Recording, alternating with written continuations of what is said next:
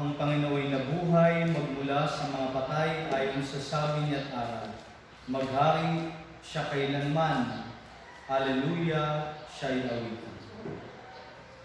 Sa ngalan ng Ama at ng Anak at ng Espiritu Santo. Amen. Sumainyo ang Panginoon. At sumayo rin. Mga kapatid, aminin natin ang ating mga kasalanan upang tayo maging marapat gumanap sa banal na pag-ibig.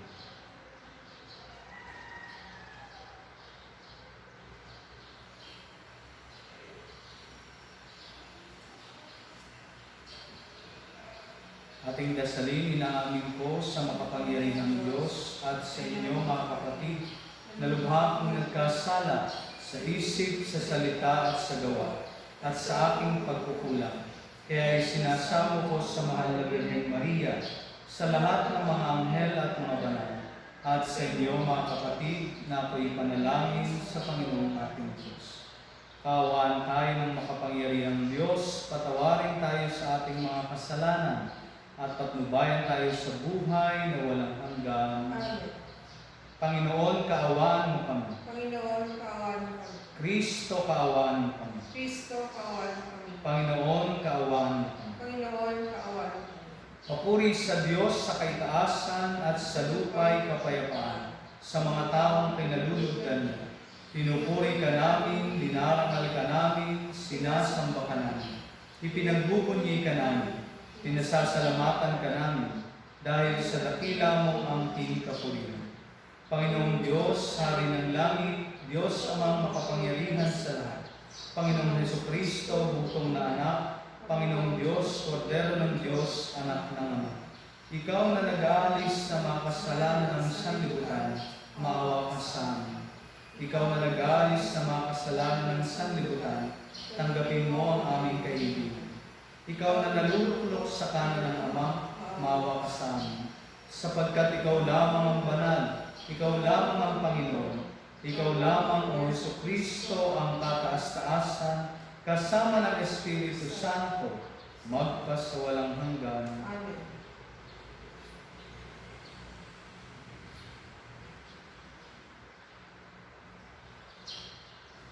Manalangin tayo.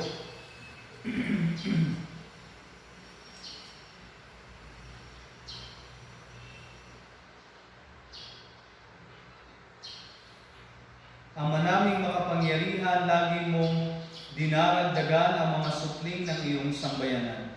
Ipagkaloob mong ang tinanggap nila sa pananampalataya ay laging pakinabangan nila sa pagdiriwang ng banal na salo-salo sa pamagitan ng Hesukristo, kasama ng Espiritu Santo, magpasawalang hanggan. Amen.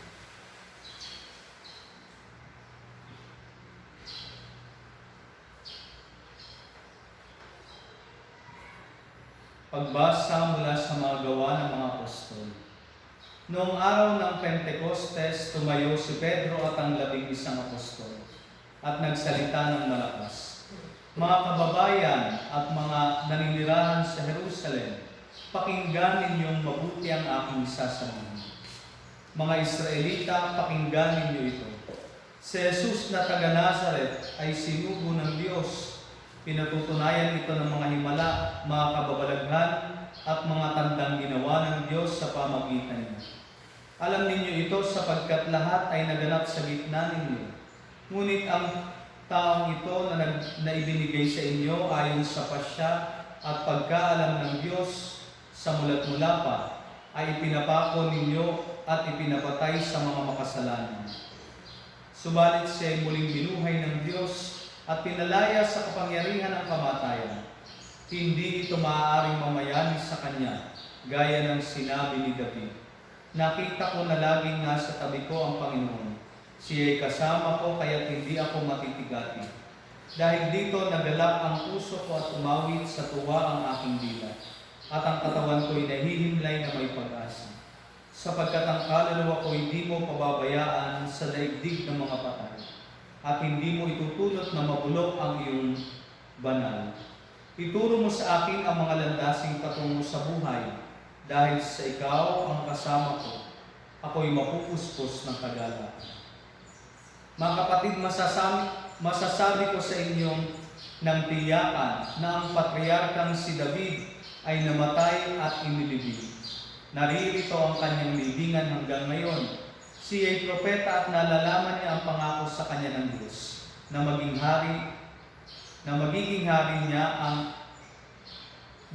haring tulad niya ang isa sa kanyang mga inapo. Ang muling pagkabuhay ng Mesiyas ang nakita at hinulaan ni David ng kanyang sabihin. Hindi siya pinabayaan sa daigdig ng mga patay at hindi ipinulot na mabulok ang kanyang katawan. Itong si Jesus ay muling binuhay ng Diyos at saksi kaming lahat sa bagay na ito. Nang itaas siya sa kanan ng Diyos, tinanggap niya sa kanyang Ama ang ipinangakong Espiritu Santo at ito'y kanyang ipinagkaloob sa amin tulad ng inyong nakikita at naririnig ngayon. Ang salita ng Diyos. Salamat sa Diyos. Diyos ko ang aking dalangin, ako'y iyong tangkilikin. Diyos ko, ang aking dalangin, ako'y iyong tangkilikin. O Diyos, ako'y ingatan mo, ingatan ang iyong lingkod. Ang hangad ko ay maligtas, kaya sa iyo dumudulog. Ika'y aking Panginoon, ang wika ko sa aking Diyos. Kabutihang tinanggap ko ay ikaw ang nagkaloob. Ikaw lamang upuan ko ang lahat sa aking buhay. Ako iyong tinutugon sa lahat kong kailangan. Diyos ko, ang aking dalangin, ako'y iyong tangkilikin. Pinupuri ko ang poon na sa akin ay patnubay. Kahit gabi diwa niya sa aking umaakay. Nababatid ko na siya'y kasama ko oras-oras. Sa piling niya kailan may hindi ako matitinag. Diyos ko, ang aking dalangin, ako'y iyong tangkilikin. Kaya't ako'y nagdiriwang, ang diwa ko'y nagagalak. Ang lagi kong nadaramay, hindi ako matitinag. Pagkat di mo tinutulutang, ang mahal mo ay malaga sa balon ng mga patay upang doon ay maginas. Diyos ko, ang aking dalangin, ako'y iyong tangkilikin. Ituturo mo ang landas na buhay ang haantungan. Sa piling mo'y madarama ang lubos na kagalakan. Ang tulong mo'y nagdudulot ng ligayang walang hanggan. Diyos ko, ang aking dalangin, ako'y iyong tangkilikin. Alleluia, Alleluia, Alleluia. Araw ngayong gawa ng Diyos, magdiwang tayo ng lubos, purihin ang manunubos. Alleluia, Alleluia, Alleluia. Sumainyo ang Panginoon. At sumayo. Ang mabuting balita ng Panginoon ayon kay San Mateo. Pagpuri sa iyong Panginoon. Noong panahong iyon, dali-daling umalis ang mga babae ng libingan. Pinagharian sila ng magkahalong takot at galak, at patakbong nagpunta sa mga alagad upang ibalita ang nangyari. Ngunit sinalubong sila ni Jesus at binati, at lumapit sila, niyakap ang kanyang paa at sinamba siya. Sinabi sa kanila ni Jesus, "Huwag kayong matakot. Humayo kayo at sabihin sa mga kapatid ko na pumunta sila sa Galilea at makikita nila ako roon." Pagkaalis sa mga babae, pumunta naman sa lungsod ang ilan sa mga kawal na nagbabantay sa libingan at ibinalita sa mga punong saserdote ang lahat ng nangyari. Nagtipon-tipon ang mga ito at matapos makipagpulong sa matatanda ng bayan, sinuhulan ng malaki ang mga kawal at inutusan sila na ganito ang ipamalita. "Samantalang natutulog kami kagabi, naparito ang kanyang mga alagad at ninakaw ang bangkay." Sinabi pa nila, "Huwag kayong mag-alala, makarating man ito sa gobernador. Kami ang bahala." Tinanggap ng mga bantay ang salapi at ginawa ang bilin sa kanila. Hanggang ngayon, ito pa rin ang sabi-sabi ng mga Hudyo. Ang mabuting balita ng Panginoon. Pinupuri ka namin, Panginoong Hesus. Magandang umaga pong muli sa ating lahat. Tayo ay nagagalak pa rin. Muli na naman nating napakinggan ang dakilang Alleluia na pagpapahiwatig ng ating kagalakan sa muling pagkabuhay ni Jesus. At ang ating selebrasyon ng muling pagkabuhay ni Jesus ay nagpapatuloy hindi lamang hanggang kahapon na linggo ng muling pagkabuhay, kung hindi ito po ay nagpapatuloy ng hanggang ikawalong araw nito na tinatawag nating Oktaba. Dahil ang selebrasyong ito ay hindi nga mai-contain sa isang araw lamang na pagdiriwang, minarapat ng ating inang simbahan na ito ay i-extend hanggang sa ikawalong araw ng pagdiriwang natin ng muling pagkabuhay. Siguro po ay marami na tayong nababalita sa mga bagay-bagay sa panahon natin ngayon dahil nga sa ating social media, internet ay napakabilis kumalat ng isang balita. Subalit batid din natin na marami sa mga balita ngayon ay tinatawag nga natin na fake news.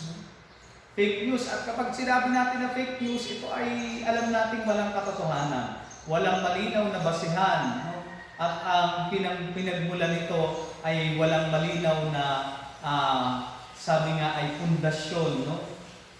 Kaya nga makikita natin kabi-kabila ang fake news na ating naririnig. Noong nagsisimula ang COVID-19, narinig natin na ang solusyon dito ay saging, no? Kaya naman ang mga kababayan natin ay inubos ang saging sa palengke. Pero pagkatapos nito ay fake news lang naman pala iyon. Gayun din, alam natin na nagkaroon ng pagtulong ang pamahalaan sa ating mga kapos na at nangangailangan ng mga kapatid. Pero tila ba fake news rin yung inaabangan na pag-asistensya ng gobyerno, samantalang kulang pa rin at kulang ang naibibigay sa mga nangangailangan at tila ba hindi ito nakakarating sa kanila. At gayon din, naririnig natin na sinasabing walang ginagawa ang ating inang simbahan sa mga nangangailangan sa panahon ngayon ng pandemya. Ngunit batid natin na ang ating simbahan ay patuloy na nakikipagtulungan. Kaya nga nakakapagbigay tayo ng gift checks or certificates na maaari nilang ipalit upang matugunan yung kanilang pangangailangan. At napakaraming fake news sa panahon natin ngayon. Marami tayong nababasa kabi-kabila. At alam niyo po mga kapatid, ito ay present na rin mismong sa panahon ng ating Panginoong Hesukristo. Narinig natin sa ating ebanghelyo kung papaanong iniba ng mga Pariseo at mga matatanda ng bayan ang kwento, yung katotohanan ay kanilang binali upang mapabulaanan na si Jesus ay muling nabuhay. Kaya nga po narinig natin na sinuhulan nila yung mga kawan upang ganito ang sabihin, na habang sila ay natutulog, ninakaw ng mga alagad ang bangkay ni Jesus.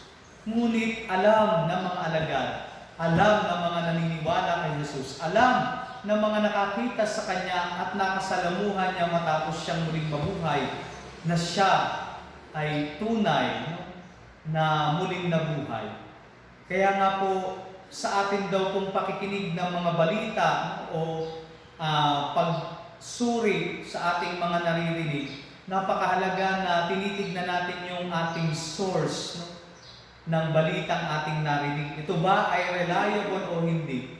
At sa mga pagkakataon na atin itong sinusuri, napakahalaga na makita natin ito ay nagmula sa first-hand experience o yung sa mismong mga nakatagpo, nakakita, nakaranas ng sitwasyong iyon. Kaya nga po makikita natin na sa ating ebanghelyo ay nagmula doon sa mga Pariseo at mga matatanda ng bayan yung fake news. Samantalang itong sila Pedro at ang mga alagad at ang mga babaeng sumalubong kay Jesus sa kanyang muling pagkabuhay ay nagpapahayag din ng kanilang mismong naranasan. At kaya nga po makikita natin mga kapatid na ito rin yung panawagan sa atin hanggang sa panahong ito na tayo ay nasa ilalim pa rin ng quarantine habang ating nilalabanan ang paglaganap pa ng pandemya ito sa pamagitan ng ating pagtigil sa ating mga tahanan. Ipinapaalala sa atin na nawa ang balita na ating maranasan ay hindi fake news, kundi ang tunay na balita, ang balitang nagsasabi ng katotohanan. At ano po ang aasahan nating balita sa ating ipinagdiriwang sa buong linggo ito ng Oktaba ng Muling Pagkabuhay? Walang iba kung hindi ang balitang si Jesus ay muling nabuhay. Si Jesus ay may kapangyarihan laban sa kamatayan. Si Jesus ay nagbigay ng kahulugan sa ating kamatayan. At sa muling pagkabuhay ni Jesus, ito rin ang ating panghahawakan na sa pagpanaw natin sa buhay na ito, mayroong buhay sa kabila na naghihintay para sa atin. Isang buhay na mas ganap, buhay na kasama ang Diyos. Kaya nga, ito rin yung inaasahan sa atin na sa ating pagdinig sa mga balita, nawa makita natin na yung mga balitang reliable lamang yung source yung ating pakinggan. Maaari nating marinig, ang ating simbahan ay kulang ang ginagawa. Bakit? Dahil hindi tayo lumilipot, no? Hindi natin inilalabas si Jesus sa Santissimo, Sakramentado. Subalit, batid natin na ginagawa natin ang lahat upang mabasbasan ang ating bayan. Kaya nga po kahapon ay ginanap pa rin natin yung pagbabasbas ni Jesucristo Sakramentado sa ating tore, sa korona ng ating belfry. At doon ay makikita natin yung pagtugon natin sa pangangailangan ng mga mananampalataya. Kaya nga po kapag tayo may naririnig at baka sinasabi natin, parang walang ginagawa ang simbahan, atin munang usisain. Yung mga nagsasabi nito, sila kaya ay reliable source. Kalimitan po kasi kung sino yung mga pumupula doon sa ginagawa ng ating simbahan ay sila pa yung mga hindi nagsisimba. Sila pa yung mga tunay na hindi naman dumadalo sa mga aktibidades at gawain ng ating simbahan. Kaya nga po ito ay isang napakagandang panawagan sa atin na mamuhay tayo sa balitang totoo, sa mabuting balita na ipinapahayag sa atin ni Kristo. At ito yung makikita natin sa ating unang pagbasa rin kung paano ipinapahayag ni Pedro at ng kasama niyang mga alagad na isinugo ni Jesus ang banal na Espiritu upang patuloy na ipaalala at ipalaganap sa bawat isa yung katotohanan ng muling pagkabuhay na kanilang naranasan. Nawa, kahit tayo ay nasa loob ng ating tahanan, ay maramdaman natin yung mabuting balitang dala ng muling pagkabuhay ng ating Panginoong Hesus. Hindi totoo na sa simbahan lamang natin makakasama at mararanasan ang presensya ni Jesus. Dahil sa kanyang muling pagkabuhay, si Jesus ay naging puno na, naging nanahan na sa ating mga puso, sa bawat isa sa atin. Kaya naman tunay na kahit tayo nasa loob lamang ng ating tahanan, ay maaari nating maramdaman, mabanaagan ang presensya ng ating Panginoong Diyos na muling nabuhay. Pagpalain po.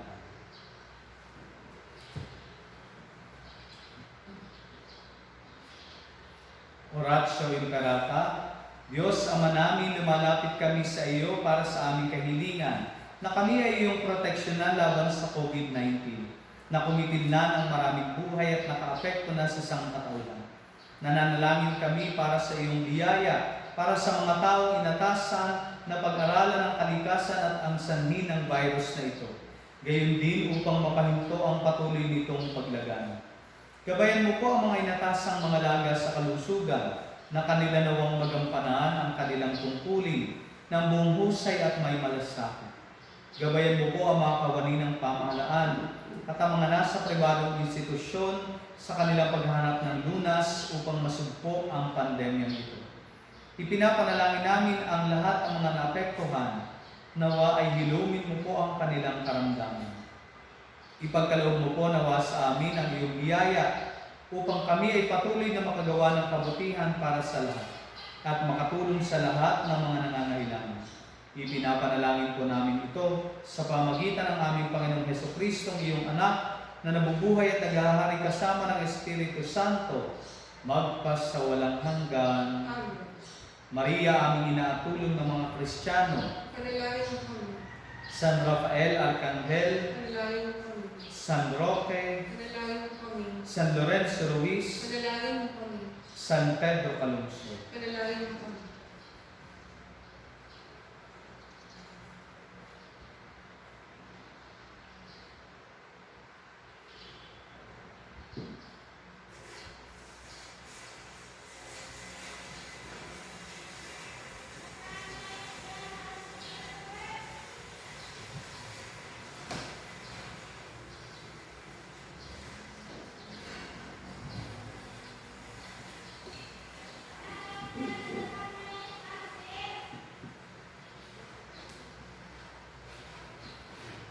Kapuri-puri ka Diyos sa mga lumikha sa sanlibutan, sa iyong kagandahang loob, narito ang aming maiyaalay. Mula sa lupa at bunga ng aming paggawa, ang tinapay na ito para maging pagkain ng bibigay mo. Kapuri-puri po may kapal ngayon at kailan.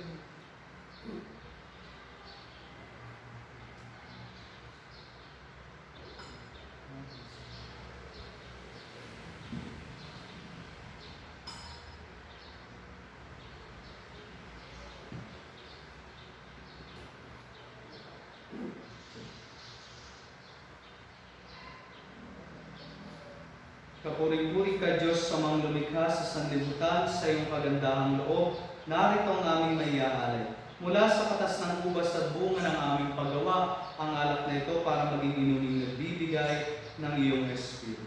Kapuri-puri po may kapal ngayon at kailan.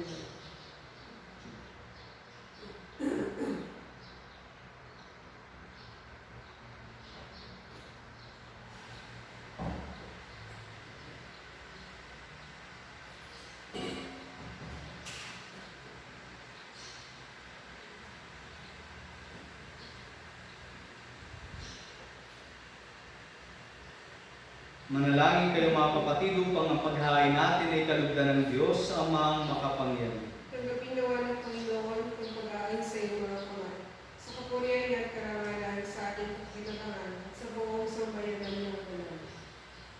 Ama naming lumikha, tunghayan mo ang mga alay ng iyong sambayanan upang ang iyong binigyan ng bagong buhay sa pagsampalataya sa iyong ngalan at pagkadali sa iyong sila'y binyagan ay makapakinabang sa ligayang walang katapusan sa pamagitan ni Jesucristo kasama ng Espiritu Santo magpasawalang hanggan. Amen.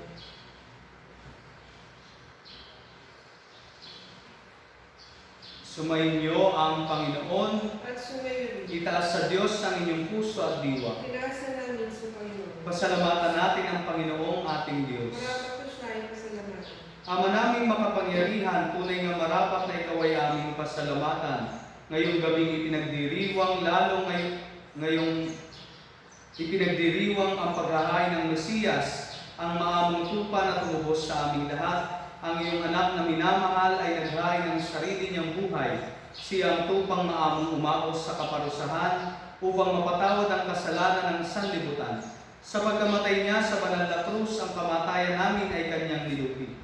Sa pagkabuhay niya bilang manunubos, pag-asa at pagkabuhay ay aming nakamit. Kaya kaisa ng mga anghel na nagsisiawit ng papuri sa iyo, nang walang humpay sa kalangitan, kami nagbubunyi sa iyong kadakilaan. Santo, Santo, Santo, Panginoong Diyos ng mga po, napupuno ang langit at lupa ng kadakilaan. Hosana sa kaitasan. Pinagpala ang naparirito sa ngalan ng Panginoon. Hosana sa kaitasan.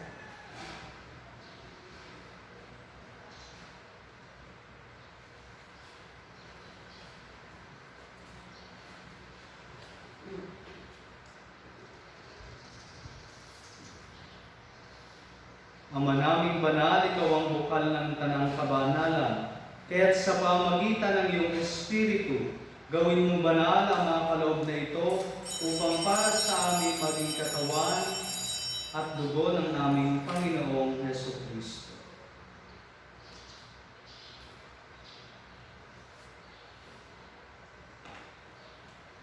Bago niya pinagtiis ang kusang loob na maging handog, hinawakan niya ang tinapay. Pinasalamatan kaniya, pinaghati-hati niya iyon.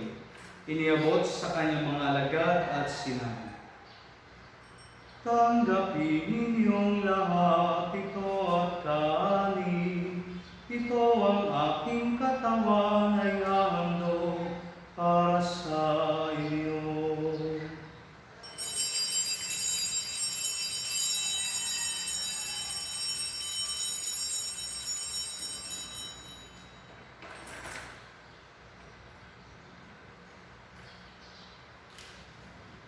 Gayon din naman nung matapos ang hapunan, hinawakan niya ang kalis.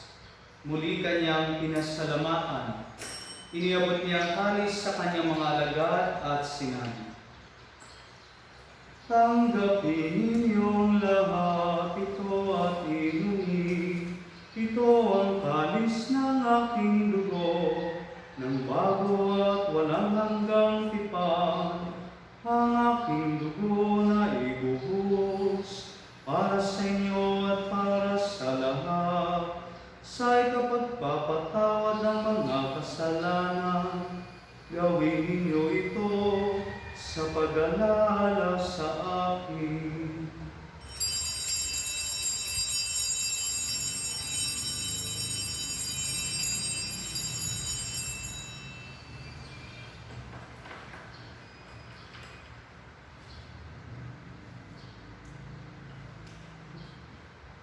Ipagbunyi natin ang misteryo ng pananampalataya.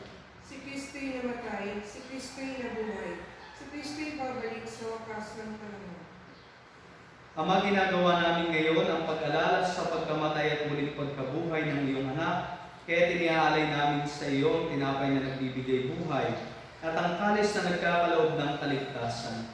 Kami nagpapasalamat dahil kami yung minarapat na tumayo sa harap mo para maglingkod sa iyo.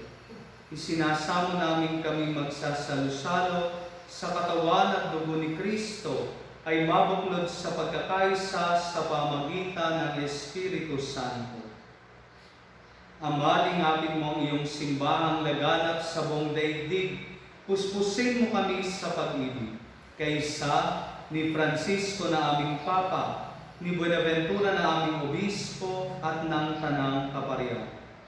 Alalahanin mo rin ang mga kapatid naming nahimlay na may pag-asang sila'y muling mabubuhay, gayon din ang lahat ng mga pumanaw.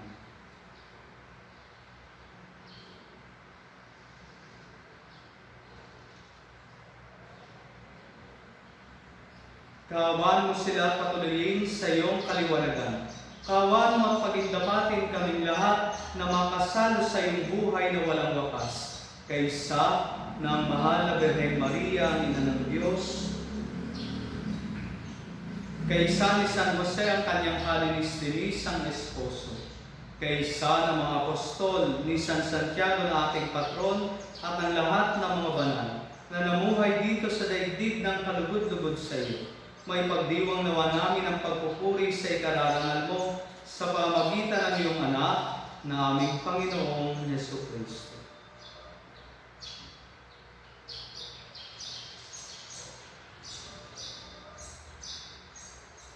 Sa pamagitan ni Kristo, kasama niya at sa Kanya, ang lahat ng parangal at papuri ay sa iyo, Diyos amang makapangyarihan, kasama ng Espiritu Santo, magpasawalang hanggan.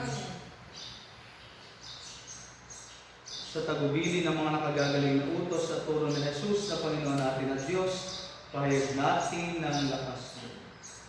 Ang namin sumasalamat ka.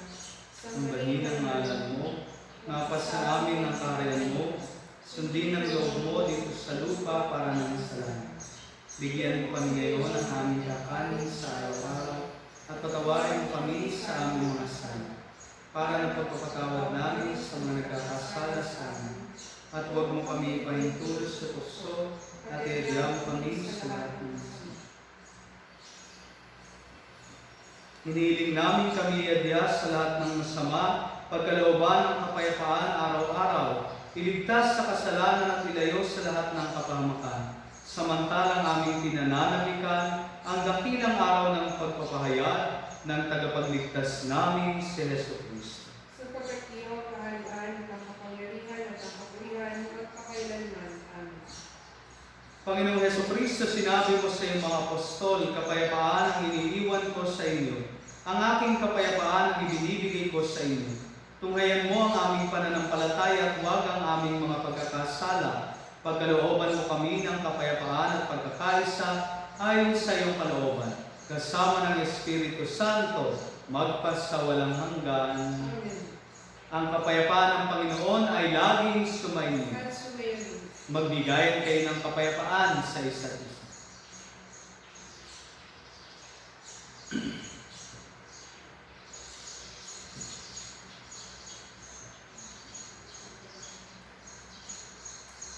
Kordero ng Diyos na nag-aalis sa mga kasalanan ng sanlibutan, maawa ka sa amin.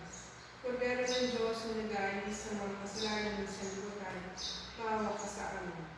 Kordero ng Diyos na nag-aalis sa mga kasalanan ng sanlibutan, ipagkaloob sa amin ng kapayapaan.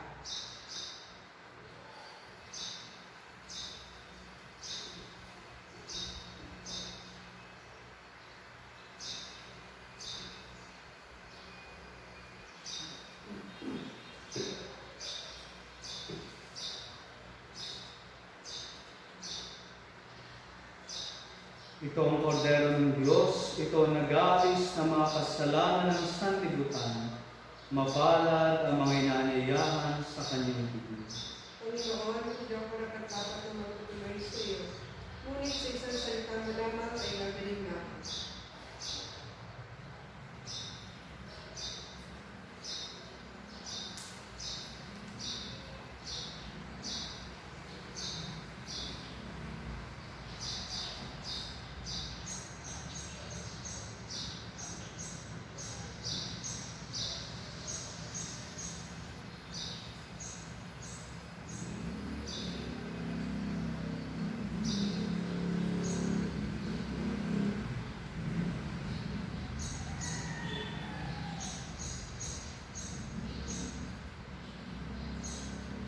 Si Kristo ay muling nabuhay na naig sa kamatayan. Kaya di na mamamatay, Alleluia. Ipagdiwang ngayon ang kanyang talumpay.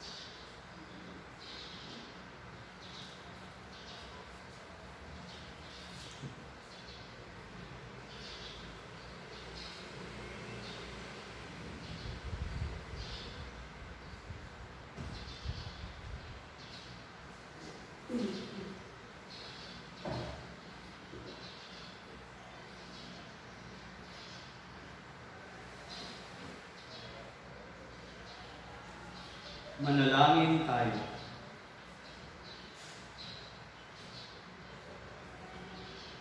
Ama naming mapagmahal, naway masaganang pakinabangan ang piging ng pagkabuhay upang sa pagtahak sa landas ng kaligtasan, kami maging marapat sa iyong mga pagpapalang bigay. Sa pamagitan ni Jesucristo, kasama ng Espiritu Santo, magpasawalang hanggan. Amen. Sumainyo ang Panginoon At sumayon. at away pagpalain kayo ng ating dakila at makapangyarihang Diyos, ang Ama at Anak at Espiritu Santo. Amen. Ang misa ay naialay na, humayo kayo sa kapayapaan ni Kristo. Alleluia, Alleluia.